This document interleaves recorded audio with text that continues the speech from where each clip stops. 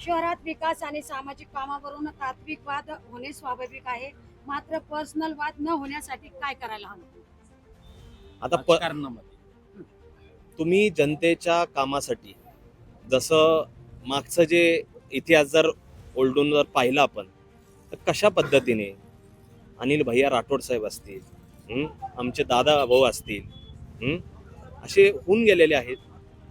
इथं दिवंगत अरुण काकांचं पण नाव घेईल. ह्या लोकांनी कशा पद्धतीने राजकारण केलं, ह्यांचं खऱ्या अर्थाने याच्यातून शिकलं गेलं पाहिजे.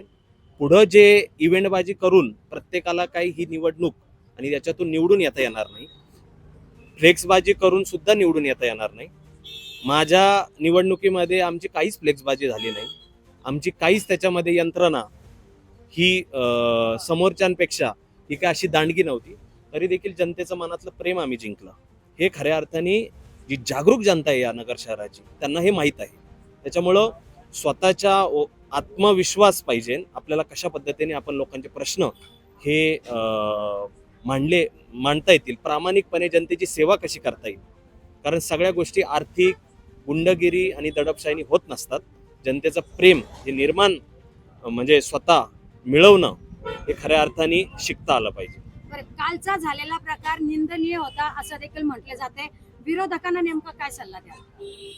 त्यांना हेच सल्ला आहे, लोकांच्या साठी तुम्ही एक जे चित्र दाखवता आणि दुसऱ्या चित्राच्या अंडर लोकांना हे जे त्यांची झुडूपशाही आहे, गुंडशाही आहे, हे काल आता मला काही सांगायचं स्पष्टीकरण द्यायचं त्याच्यात हे नाही राहिली गरज, कारण ते काल दिसलं आपल्याला. हा आवाज काय दबणारही नाही अभिषेक कळमकरचा.